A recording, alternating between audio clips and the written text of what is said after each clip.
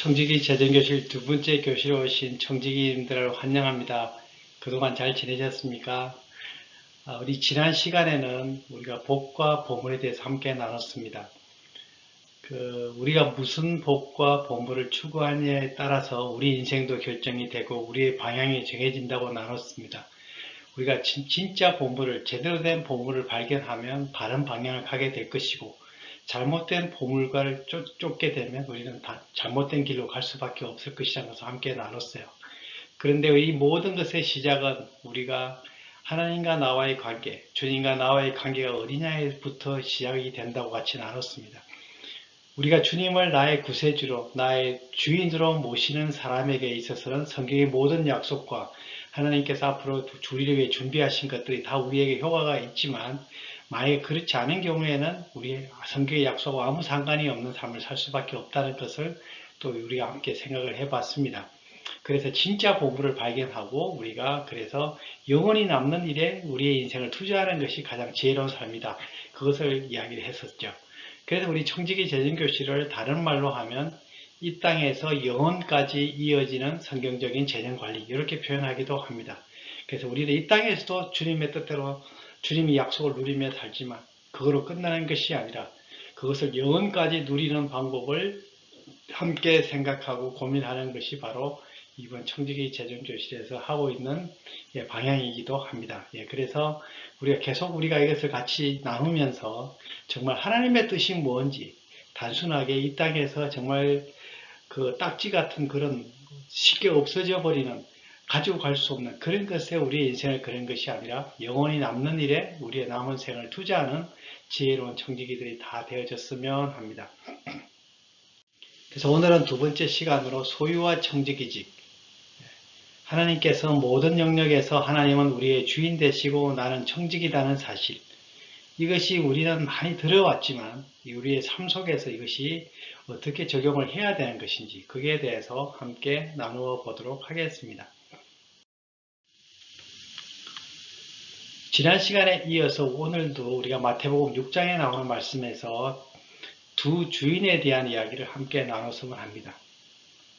제가 한번 읽겠습니다. 한 사람이 두 주인을 섬기지 못할 것이니 혹 이를 미워하고 저를 사랑하거나 혹 이를 중히 여기고 저를 경히 여김이라.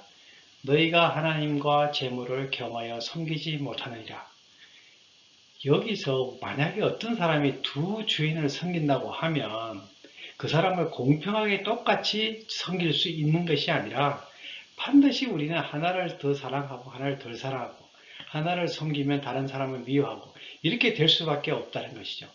그것이 우리 인간의 모습이라는 것이죠. 그래서 하나님과 재물을 겸하여 섬기지 못한다. 주님께서 그렇게 말씀하고 계시는 거예요. 여기서 하나님과 상대되는 하나님 노릇을 하는 것으로서 재물을 이야기하고 있어요. 우상이 아니에요. 우상이 아니라 우상은 하나님하고 비교도 안 되는 것이죠. 그런데 재물은 하나님 노릇을 할 수 있을 정도로 파워풀하다는 것을 위해서 보여주는 것이죠. 그래서 우리가 재물에 대해서 정확하게 우리가 인식하지 않으면 하나님도 제대로 섬기지 못할 수도 있다는 것을 여기서 보여주고 있습니다. 두 주인을 섬기지 못한다. 두 중에 하나를 택해라. 한 사람만 우리는 섬기게 되어 있다. 이제 그렇게 말씀하고 있는 것이죠. 그래서 여기서 말하는 재물은 만몬이라고도 표현하는데 이 만몬은 적 그리스도, 엔티크라이스트 이렇게 표현이 됩니다. 적 그리스도라는 말을 우리는 뭐뭐에 반대한다 이렇게 볼 수도 라기보다는 뭐뭐뭐 대신에 이렇게 이해를 하는 것이 바른 이해라는 것이죠. 즉 그리스도를 대체하는 존재가 바로 재물, 만몬이라는 거예요. 오늘날 이런 것을 우리가 너무나 많이 보고 있죠. 그리스도 대신에, 그러니까 만몬이 주인 행세하고 만몬의 지배를 받고, 지난 시간에도 이야기했지만 만몬이 모든 의사결정이나 범죄의 동기가 되는 그런 일들이 이 땅에 너무나 많이 있다는 것을 우리가 기억할 필요가 있다는 것이죠. 그래서 우리는 만몬에 대해서 우리가 경각심을 가지고 바른 태도를 갖는 것은 너무나 중요한 것이죠. 우리는 성경에 보면 신분의 변화를 일으킨 사람들이 많이 있습니다. 결국 예수님께서 우리한테 born again 해라 그랬죠. 거듭나야지 하나님을 갈 수 있다고 그랬잖아요. 거듭난다는 게 뭐예요? 그것은 우리가 세상에 속했던 사람이, 죄의 종로로 살 수밖에 없던 사람이 하나님의 자녀가 되는 그런 구원의 역사가 일어나는 그런 변화. 이것은 정말 천지 계획과 같은, 개인에게 있어서는 일생 최고의 사건을 맞이하는 거죠. 이런 변화가 된 사람들의 어떤 삶을 사느냐. 이것이 이제 성경의 역사라고, 성경에서 말하는 걸 볼 수 있는데, 우리가 이 바뀐 사람 중에서 대표적인 사람 중에 하나가 삭개오입니다. 누가복음 19장에 삭개오가 나오는데, 우리가 이 삭개오는 아시다시피 세리장으로서 정말 돈도 많이 벌었고 그렇게 했죠. 그렇지만은 사람들을 착취해서 자기의 그 돈을 버는 수단으로 그 자리를 이용을 해서 돈은 비록 많이 벌고 비싼 집에 살고 옷도 좋은 옷 입고 좋은 음식 먹고 그렇게 했지만은 그 마음속에는 항상 마음에 뭔가 부족한 마음을 갖고 있었던 거죠. 그래서 참 이렇게 사는 것이 아닌데 내게는 왜 이렇게 모든 것을 가지고 있는 것 같은데도 왜 이렇게 평안이 없을까? 나는 왜 이렇게 외로울까? 늘 이렇게 방황하는 가난한 마음으로 살았다는 것이죠. 그러던 삭개오가 어느 날 예수님을 만나게 되죠. 그 유명한 뽕나무에서 지나가는 주님을 만나게 되고 예수님께서 너 집에 유하겠다. 그렇게 해서 삭개오의 집에서 잔치가 벌어지게 되죠. 그때 삭개오는 놀라운 고백을 하게 됩니다. 내가 가진 재산의 반을 가난한 사람에게 주겠습니다. 그리고 부정하게 소유에 있다면 4배나 갚겠습니다. 그런 고백을 듣고 난 예수님께서는 오늘 이 집에 구원이 이르렀다. 이렇게 말씀하셨어요. 참 놀랍지 않나요? 삭개오는 예수님 만난 지가 얼마 되지? 시간적으로 제가 볼 때는 그렇게 많은 시간이 지나지 않았어요. 근데 주님의 말씀을 듣고서 주님을 만나고 나니까 자기가 지금까지 살아왔던 것이 너무나 후회스러운 거죠. 이렇게 살아서는 안 된다는 걸 발견한 거죠. 그런데 그것을 결정을 미루지 않으려고 당장 자기는 결단을 하게 된 겁니다. 재산의 반을 나눠주고 부정하게 속인 것을 내버려 갖고 이렇게 하면서 자기가 새로운 삶을 살겠다고 고백을 하는 거죠. 그 전에는 자기가 가진 재산이 자기에게는 정말 목숨처럼 소중했던 거였어요. 그걸 위해서 모든 것을 다 희생을 했어요. 이제는 알고 봤더니 그것이 그런 게 전혀 아니다는 걸 발견하게 된 거예요. 주님을 만나고 나니까 주님이 주시는 기쁨과 평안과 또 변화됨을 깨닫고 나니까 하나님의 자녀가 되고 나니까 더 이상 그것이 자기에게는 보물이 아니라는 것을 깨닫게 된 것이죠. 그렇게 되니까 자기의 삶에 놀라운 변화가 생기게 되고 그리고 예수님께서는 이 집에 구원이 이르렀다 이렇게 말씀하시죠. 그런데 재미난 것은 예수님께서 이런 것을 요구하지 않으셨다는 사실이에요. 삭개오는 자발적으로 자기가 믿고 나니까 자기의 생각이 바뀌고 자기의 가치관이 바뀌고 삶이 바뀌게 된 거예요. 그러다 보니까 자기가 이런 삶의 변화로 이어지게 됐다는 것이죠. 삭개오의 그 이후의 삶을 성경에 기록하고 있지 않지만 제가 상상하기에 삭개오는 굉장히 검소하고 가난하게 살았을 것 같아요. 그 이후에는. 왜냐하면 보세요. 재산의 반도 날라가 버렸죠. 다 4배로 갚았죠. 그랬더니 아마 남은 게 그렇게 많지는 않았지 않았을까 생각을 해보는 거죠. 예, 그러면 어떻게 살았겠어요? 옛날에는 막 예를 들어서 뭐 여행을 가면 뭐 5개 별자리 호텔에 가고 최고의 고급의 음식을 먹고 최고의 어떤 휴가를 가고 이렇게 했을 거 아닙니까? 근데 그렇게 하지 못했겠죠. 그 다음부터는 굉장히 검소하게 됐겠죠. 예, 자기가 재산도 줄었으니까. 그렇게 살았지만 자기에게는 옛날에 없던 그 기쁨과 평강이 충만하게 살았다는 거예요. 늘 감사가 넘쳤고 늘 입에는 흥얼흥얼 찬양이 울려나왔고 그런 변화를 누리게 됐다는 것이죠. 이게 삭개오의 변화고 그 다음에 두 번째로 보면 참 안타까운 사실인데 부자 청년이 나옵니다. 마태복음 19장에 보면 이 부자 청년은 사실은 굉장히 신실한 사람이었던 것 같아요. 그 당시 율법도 잘 지키고 매일매일 매주 안식일도 잘 지키며 11조도 물론 당연히 했을 것 같고 구제도 한 번씩 하면서 정말 잘 살았어요. 정말 그리고 젊어서 성공을 해가지고 많은 사람의 존경도 받고 어떻게 보면 뭐 신랑 가문은 최고였고 하여간 그 당시 모든 사람들이 본받고 싶어 했던 모델 케이스 같은 그런 삶을 살았는 사람이에요. 그럼에도 불구하고 이 사람의 마음속에는 항상 뭔가 부족한 이래 살아서는 안 되는데 하는 그런 갈급함이 있었던 것이죠. 그래서 어느 날 예수님을 찾아오는 겁니다. 그래서 예수님께 내가 어떻게 해야 영생을 얻겠습니까? 이렇게 질문을 하는 거예요. 이렇게 찾아와서 영생에 대해 질문을 했다는 것 자체가 얼마나 참 이렇게 괜찮은 사람처럼 보입니까? 그렇죠? 예. 절대 다른 사람의 손가락질을 받는 그런 삶을 사는 사람이 아니에요. 굉장히 괜찮은 사람이었어요. 존경받는 사람이었어요. 그런데 예수님께서 찾아왔을 때 예수님의 첫 번째 질문이 네가 계명을 다 지켰냐? 그랬어요. 그랬을 때 자기는 어릴 때부터 다 지켰다 그랬어요. 그러니까 사실은 자기가 자기를 봐도 꽤 괜찮은 사람이었던 거예요. 그랬을 때 예수님께서는 내 소유를 팔아 가난한 자들에게 주라. 그리고 와서 나를 쫓으라. 그런 말씀을 하시는 거예요. 자기가 전혀 상상하지 못한 이야기를 하신 거죠. 생각해 보세요. 이런 질문을 우리가 받는다면 우리가 얼마나 충격을 받겠어요. 사실은 이 말은 정말 자기가 듣고 싶지 않은 마지막 말이었을지도 몰라요. 왜냐하면 자기가 다른 거는 다 뭐든지 말씀대로 살려고 하긴 하지만 그래도 자기가 가장 의지하는 것이 바로 자기가 가진 재산이었다는 것을 여기서 보여주는 거죠. 예수님은 그것을 정확하게 보신 거예요. 그 사람의 겉모습을 본 게 아니라 그 사람 속에 있는 정말 물질을 하나님보다 더 사랑하고 더 신뢰하는 모습을 보았기 때문에 네가 그것을 놓지 않으면, 그것을 내려놓지 않으면 결코 하늘나라에 갈 수 없다. 그걸 주님께서 아신 거죠.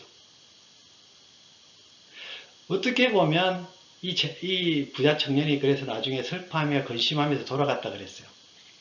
아마 제자들이 굉장히 이렇게 예수님한테 따졌을지 몰라요.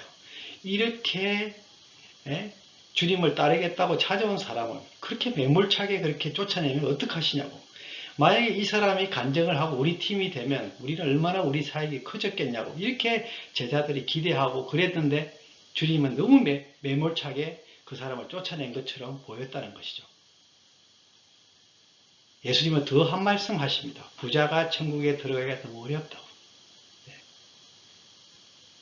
모든 사람들이 부유해지는 것은 하나님의 축복이고 하나님의 인정이라고 생각하는 그 시대에 예수님께서 이렇게 말씀하셨다는 것이 제자들을 포함해서 다른 모든 사람들에게 큰 충격을 주었다는 것을 여기서 볼 수가 있는 것이죠.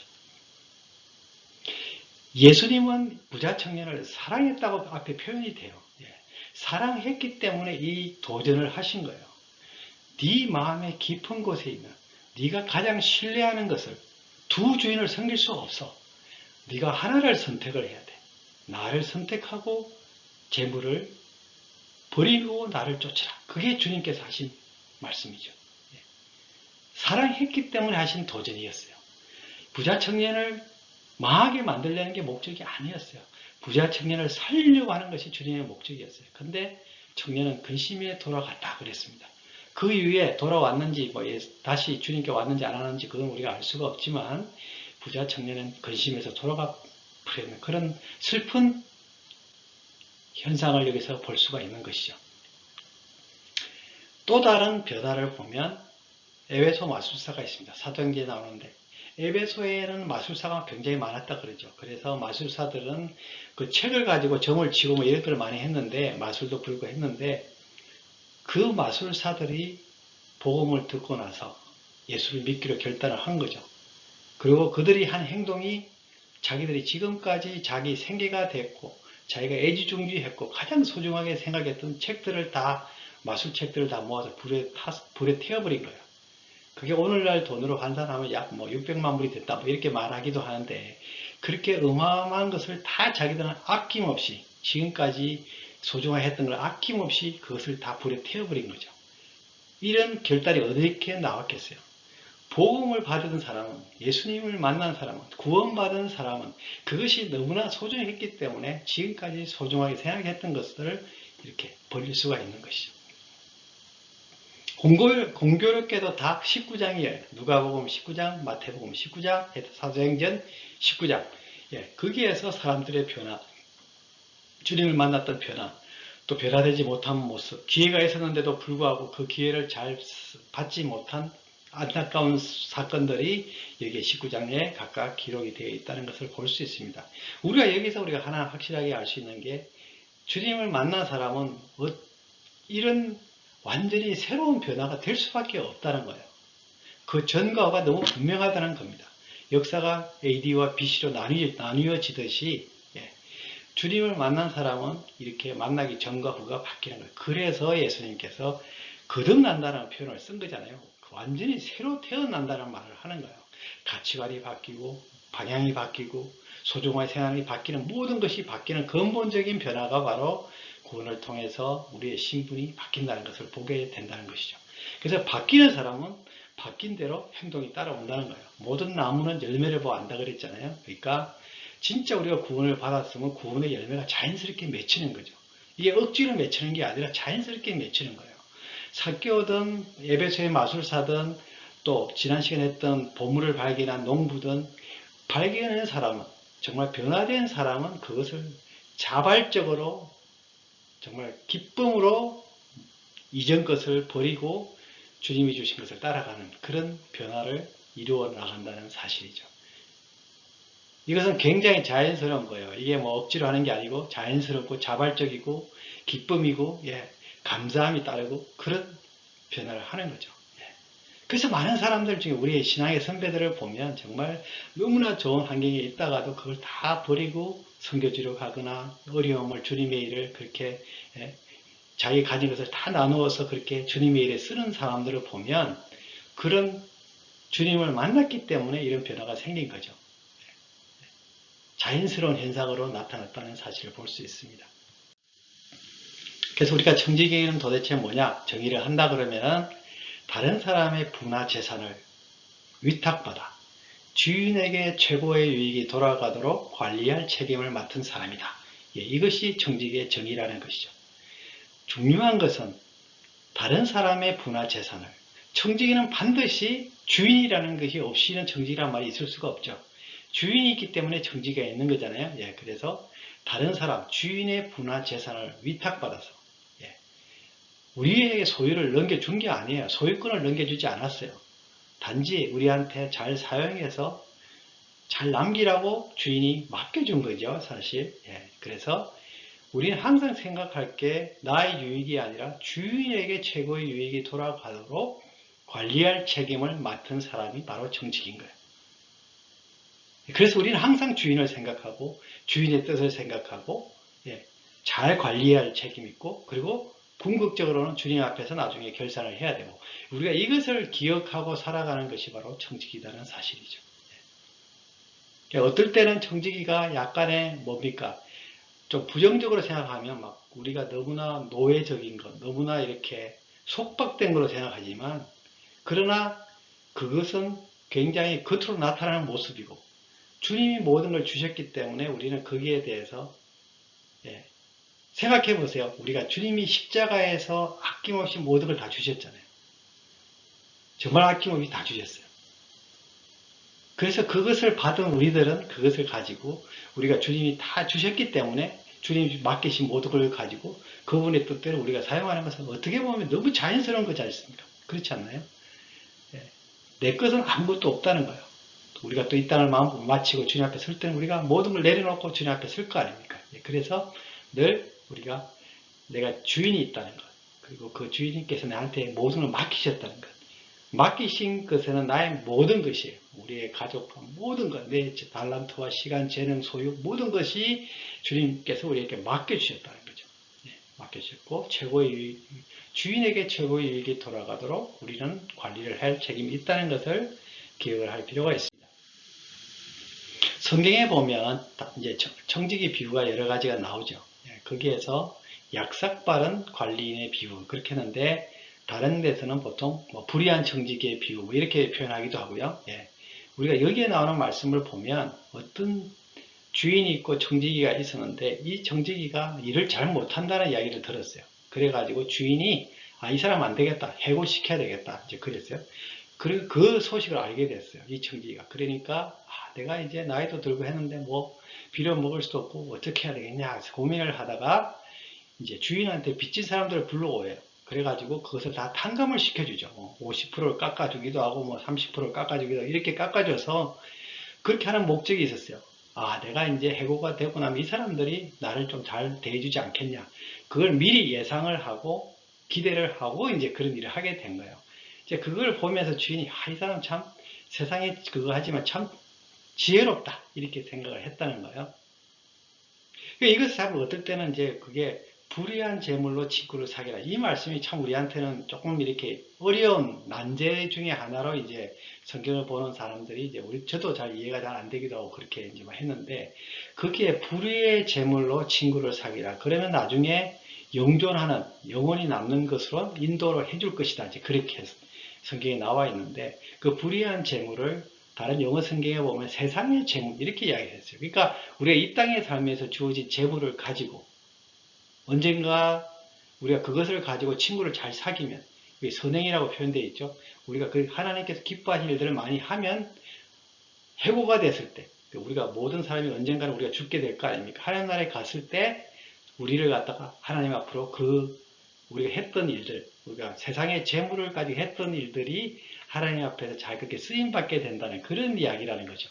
그런 면에서 보면 하나님께서 우리에게 맡겨진 것들을 잘, 하나님이 선한 뜻으로 잘 사용을 해야지 그것이 나중에 하나님 앞에 갔을 때 나를 하나님 앞으로 인도하는, 하나님 앞에 상급으로 기억이 되는 일들이 된다는 것을 보여준다는 거예요. 그렇게 이해를 하면 약삭빠른 관리인의 비유도 잘 이해가 되지 않을까 생각을 하게 되죠. 우리가 잘 아는 달란트 비유는 5달란트, 2달란트, 1달란트를 남겼는데, 사람들한테 줬는데, 그 종들이 이제 잘 일을 해가지고 5달란트는 5달란트 남기고, 2달란트는 2달란트 남기고, 1달란트를 받은 사람은 숨겨놨다 이거죠. 여기에서 1달란트 받은 자를 보면, 이 사람은 주인이 굉장히 엄한 사람으로 생각을 해서 잘 보관을 했어요. 뭐 손해보지는 않았어요, 사실은. 그렇지만 주인의 꾸지람은 뭐냐? 너는 악하고 게으른 종이라는 거예요. 그래서 참 그게 좀 이해가 되지 않잖아요. 악하기까지는 아닌 것 같고 게으른 건 말이 되는 것 같은데 악하다고 표현하셨어요. 왜 악하다고 했을까요? 하나님께서 주신 것을 갖다가 그걸 갖다가 잘 사용하지 않아서 주인의 뜻은 그것을 잘 사용해서 많이 남기는 거예요, 사실은. 그렇잖아요? 주인이 맡겼을 때는 어디 보관만 해라는 뜻이 아니잖아요. 그럼에도 불구하고 주인을 잘못 이해를 해서 자기는 그것을 잘 이렇게 숨겨놓기만 했지, 그걸 통해서 뭔가를 남기질 않았다는 것에 대해서 주인이 악하다고 표현을 한 거죠. 거기에 비해서 2달란트, 5달란트 맡은 사람들은 열심히 그 일을 해서 잘 남겼다는 거죠.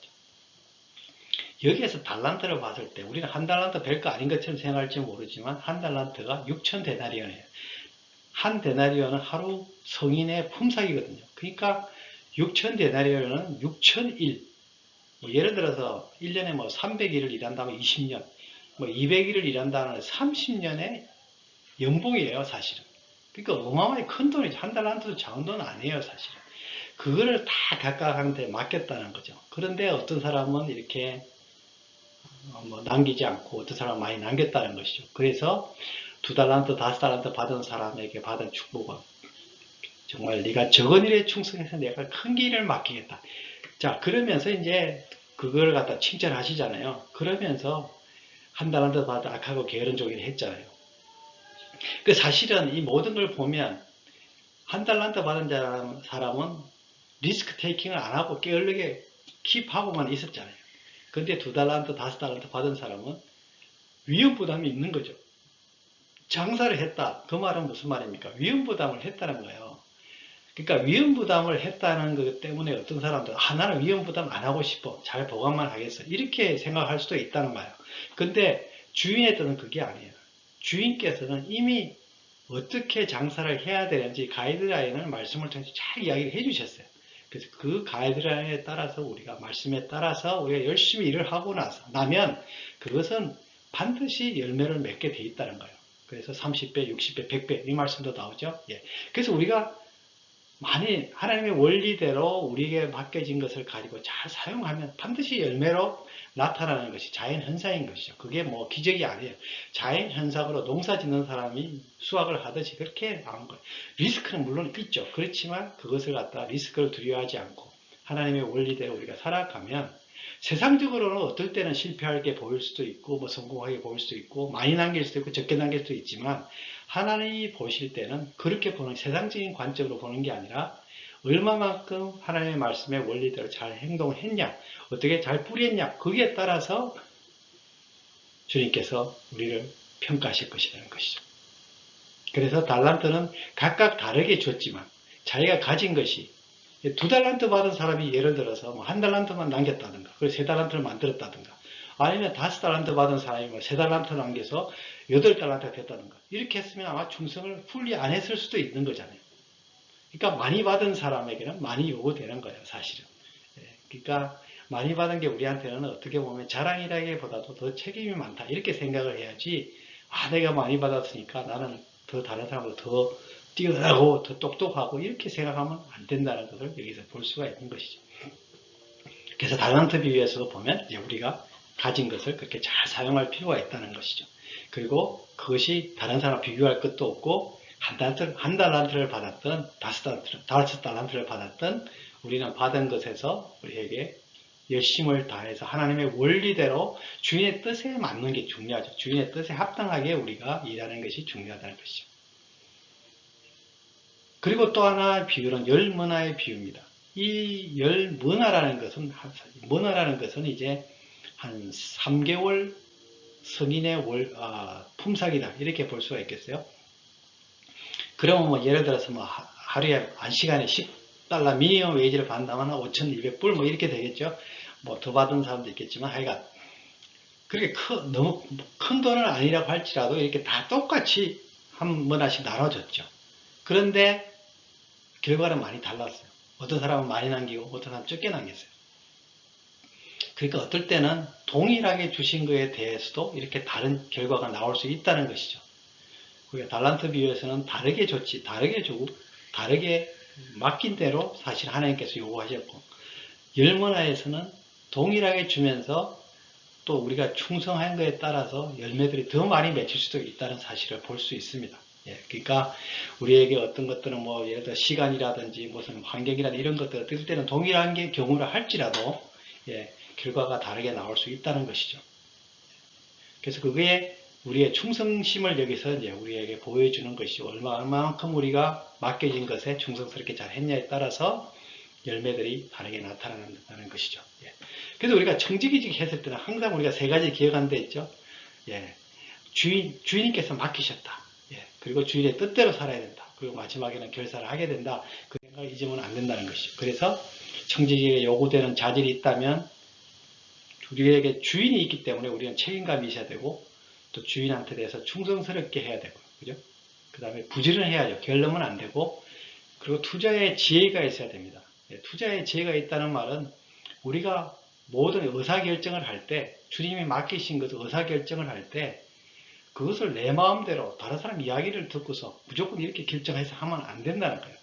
가장 중요한 것이 바로 주인이 무엇을 원하시는지 하나님 말씀에서 성령의 인도하심이 어떤지 그런 것을 생각해서 우리가 돈도 쓰고 시간도 쓰고 우리의 모든 것을 해야 된다는 거죠. 자녀도 키우고 이런 모든 것들이 맡기신 모든 것에 대해서 할 때마다 세상의 어떤 기준으로 우리가 관리하는 것이 아니라 하나님의 뜻에 맞춰서 관리를 해야 된다는 것이죠. 그리고 주인의 귀환에 대해서 준비해야 된다는 겁니다. 우리가 언젠가 주님 앞에 서게 된다는 것. 주님이 먼저 오시든지 아니면 우리가 주님 앞에 가든지 그 일이 일어날 거 아닙니까? 그랬을 때에 우리는 어떻게 우리가 주님 앞에 설 것인가? 그걸 늘 생각을 해야 된다는 것이죠. 그래서 영혼의 관점이라는 게 뭐겠어요? 우리가 그날을 생각하는 거예요. 그날을 생각하고 오늘을 살아가는 거죠. 마틴 루터는 딱 날이 2개밖에 없대요. 오늘하고 그날. 그러니까 우리도 오늘을 살아가는데 그날을 생각하면서 오늘을 살아가는 것이라는 거죠. 그것이 주인의 귀환에 대해서 준비하고 또 주인에 대한 건강한 두려움이 필요해요. 어떤 사람들은 하나님을 완전히 자기 종처럼 생각하는 경우가 많아요. 내 필요를 채워주는 것. 그쪽만 생각해. 물론 그 말이 맞습니다. 한 부분적으로는 맞지만 또한 주님은 우리를 사랑하시지만 또한 공의로우신 분이에요. 그죠? 그렇기 때문에 하나님께 대한 건강한 두려움이 필요한 거예요. 그러니까 이것이 잘 균형이 안 잡히면 우리는 굉장히 이상한 방향으로 나아갈 수밖에 없어요.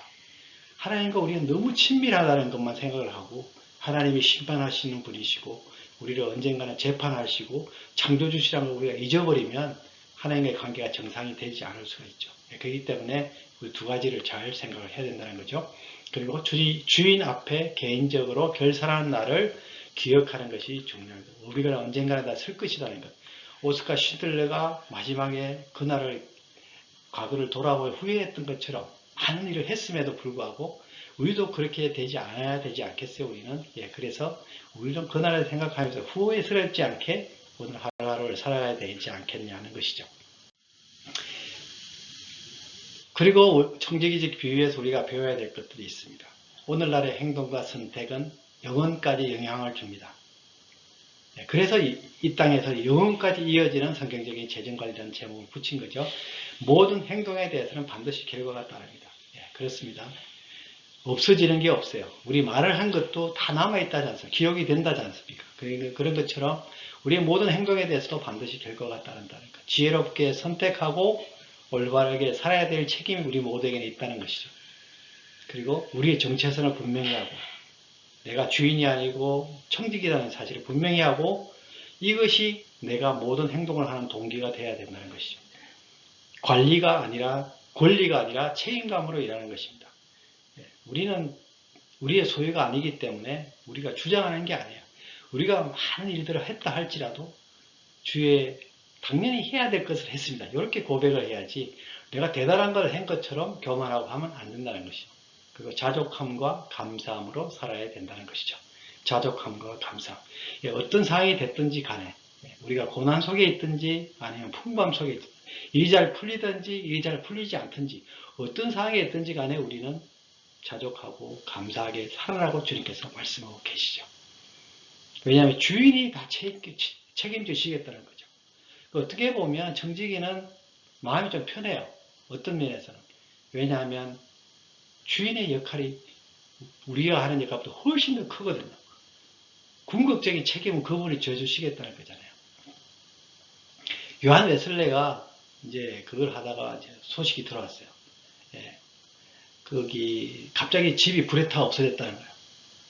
그러니까 걱정스럽잖아요. 이제 집에 돌아가면 이제 잘 집도 없는 거죠. 종이 막 걱정을 하니까 걱정할 필요 없다는 거예요. 그래서 아니 집이 불타고 없어졌다는데 어떻게 걱정을 안 합니까? 했더니 그건 주인이 걱정할 것이 내가 걱정할 게 아니라고. 이런 믿음이 참 저도 뭐 당연히 그 정도는 안 되지만 정말 소중하지 않나는 생각을 하는 거예요. 결과적으로 우리가 병에 걸렸다든지 뭐 경제이 어렵다든지 뭐 너무 힘든 이런 상황이 많이 있지 않습니까? 우리가 인생을 살다 보면 그랬을 때 참 이게 참 걱정스러운 일들이 많죠. 세상에 살다가 뭐 걱정할 일이 한두 가지가 아니잖아요. 근데 그럴 때마다 우리가 기억해야 될 것은 주인이 이건 내보다도 더 여기에 대해서 신경을 많이 쓰신다. 주인이 책임져 주실 것이다. 주님이 언젠가는 이것을 다 이해해 주실 것이다. 이런 확신을 우리가 가질 수 있는 거죠. 그럼 얼마나 든든하게 그 기간을 이겨나갈 수 있겠어요. 그래서 청지기는 마음이 편한 사람들이에요. 주인한테 맡기는 거예요. 주인이 책임져 주시겠다는 거죠. 궁극적인 책임은 그분이 져주시는 거예요. 우리는 그분의 뜻에 따라서 우리가 살아야 될 책임이 있다는 것이죠. 그래서 나는 누구인가? 나는 UPS 운전수다. 저는 그렇게 표현을 잘 하는데요. 여기서 보면 UPS 운전수들은 작은 밴을 운전하는 사람도 있고 큰 트럭을 운전하는 사람도 있지 않습니까? 작은 밴을 운전한다고 나는 이것밖에 안 돼. 이렇게 우리가 한탄할 것도 없고 큰 트럭을 운전한다고 내가 나는 이 정도 되는 사람이야. 이렇게 자랑할 것도 아무것도 없는 거죠. 왜 그렇습니까?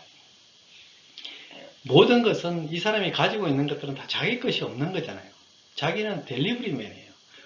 이걸 다 거기 적혀 있는 대로 그 사람한테 그 날짜에 맞춰서 딱 전달해 주는 게 자기 책임이지, 그걸 갖다가 자기 마음대로 쓰면 안 되죠. 큰 트럭을 가진 사람이 뭐 크리스마스 선물을 뭐 뜯어가지고 자기 애들 주고 친구들 주고 이렇게 하면 안 되잖아요.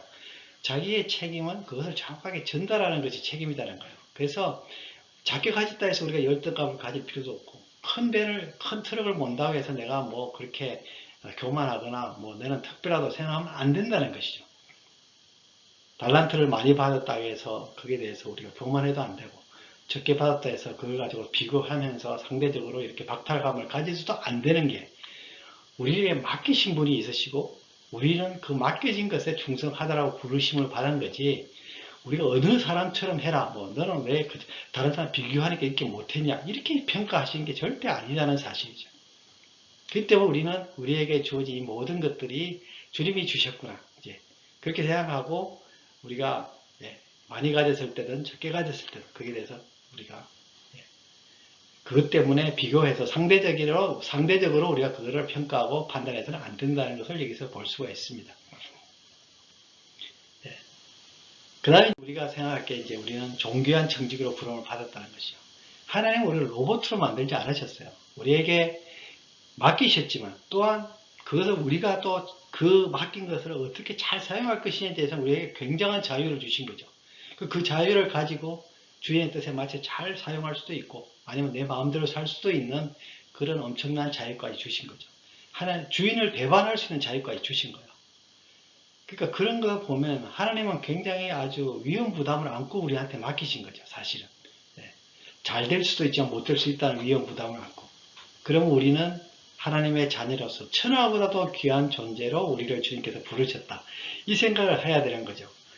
단순하게 우리는 뭐 노예처럼 일만 하고 말지 이렇게 하는 게 아니라 하나님과의 인격적인 관계 속에서 주님과 그렇게 주님의 뜻을 계속 물어가면서 매일매일의 삶 속에 하나님의 인도하심을 구하고 하나님 이걸 가지고 내가 어떻게 해야 됩니까? 이 결정은 어떻게 해야 됩니까? 여기에 투자를 해야 됩니까? 말아야 됩니까? 내가 지금 바른 투자를 하고 있습니까? 내 생각은 바로 됐습니까? 늘 이것을 주님 앞에서 물어보면서 이렇게 인격적인 관계를 가지면서 그러면서 하나님이 나를 얼마나 귀하게 여기시는지 나를 천하보다도 귀하게 여기시는구나 이렇게 생각하면 얼마나 우리가 존귀하다는 걸 깨닫게 되죠. 우리는 존귀한 청지기로 주님께서 부르셨다는 사실을 우리가 잊어서는 안 될 것 같아요. 그러면 이 청지기 직이라는 것은 너무 세상 어떤 것하고 비교할 수 없는 정말 소중한 일들을 주님께서 저한테 맡겼구나. 이걸 생각을 하게 되면 늘 두렵고 떨리는 마음으로 감사하는 마음으로 주님 앞에 늘 서게 되죠. 그래서 이러한 마음을 우리가 이러한 존귀한 청직이라는 사실을 우리가 잊지 않고 살아갈 수 있기를 바라는 것이죠. 오늘 우리가 실전 적용해서 재정 상황을 파악할 것인데 거기에 보시면은 우리가 소유하고 있는 것을 쭉 적게 되어 있습니다. 우리의 재산 상황이죠. 또 한쪽에는 우리가 빚지고 있는 걸 쭉 적는 거예요. 그래서 거기에 대한 소유하고 있는 것에서 빚진 것을 다 빼면 우리의 순자산이 나오는 거죠. 자, 이것은 무엇을 말하느냐? 오늘 시점에 만약에 작성을 한다고 하면 오늘 현재 하나님이 주신 지금까지 내 평생에 주신 그걸 가지고 어떻게 내가 생활을 했기 때문에 결과가 지금 어떻다 이걸 보여주는 것이죠. 그래서 내가 소유하고 있는 것 빚지고는 보면은 내가 정말 하나님의 뜻대로 잘 생활을 했는가? 또 내가 어떻게 보면 하나님의 것을 너무 많이 갖고 있지는 않은가? 또 하나님이 주지도 않았는데 내가 빚을 지면서 얼마나 많은 잘못된 행동을 했는가? 이런 것들이 한눈에 보이게 되는 것이죠. 그래서 뭔가 조정이 필요하죠. 제가 처음에 시간에 이야기를 할 때 정말 하늘나라에 보물이 있는 사람은 나이가 들어갈수록 보물과 가까워지는 사람. 슬퍼할 일이 아니라 기뻐할 일이라고 생각했고 어떤 사람은 땅에 보물을 쌓아둔 사람들은 나이를 먹어서 보물과 멀어진다 그랬지 않습니까? 그래서 하늘나라에 우리가 보물을 많이 쌓아둬야지 우리가 나이를 먹어도 우리가 정말 하나님 앞에 가는 것이 기쁨이 되고 안 그런 사람들은 하나님 앞에 가는 것이 두렵죠. 사실은 아무것도 결산할 게 없으면 얼마나 두렵겠어요. 그래서 우리가 재정상을 제대로 잘 알고 나면 그 다음에 이제 우리가 전략이 나오죠. 이건 내가 이제 앞으로 어떻게 해야 되겠다. 가계부를 통해서 수익과 지출을 비교를 해보면서 내가 정리를 하고 그 다음에 나의 재정 상태, 소유하고 있는 것과 빚지고 있는 것을 비교함으로 말미암아 가지고 앞으로 나아가야 될 방향에 대해서 같이 이제 또 고민하게 되는 것이죠. 그렇게 하면서 우리는 끊임없이 우리를 잘 이렇게 조정해 나가는 것이죠. 비행기 조종사가 만약에 비행기를 갖다가 이렇게 만약 미국에서 한국을 간다고 하면 그저 직선 방향으로 쭉 가는 게 아니죠. 계속 기류도 있고 뭐도 있고 하기 때문에 이게 정확하게 직선으로 갈 수가 없잖아요. 그렇지. 항로대로 갈 수가 없죠. 계속 왔다 갔다 하면서 이렇게 방향이 바뀌지만 그렇지만 방향을 정해놓고 계속 그 방향을 향해서 나아가는 거잖아요. 그러니까 목적지까지 바로 가는 거죠. 그런 것처럼 우리도 인생을 살아가면서 여러 가지로 어려운 게 생기고 뭐가 항로를 이탈하기도 하고 왔다 갔다 실수도 하고 이렇게 하지만 우리가 방향을 바로 잡고 있으면 항상 그 방향을 향해서 우리가 나아갈 수 있다는 것이죠. 그래서 우리가 주님 앞에 갔을 때는 후회 없이 설 수 있지 않을까. 예. 왜냐하면 우리가 그 방향을 향해서 왔기 때문에 비록 시행착오도 많이 하고 잘못된 것도 많이 있지만은 그럼에도 불구하고 우리는 항상 그 방향을 잊지 않았기 때문에 그 방향을 향해서 갈 수 있으니까 목적지에 바로 갈 수 있다는 것이죠. 그래서 우리가 그런 마음을 가지고 우리가 오늘부터 이제 계속해서 우리가 적용하면서 나아가도록 그렇게 하겠습니다. 그래서 영혼의 관점으로 살아가는 청지기가 지혜로운 그리스도인입니다. 예, 오늘 이런 내용을 가지고 이제 소그룹에서 또 함께 우리가 진지하게 같이 교제해 보도록 하겠습니다. 감사합니다.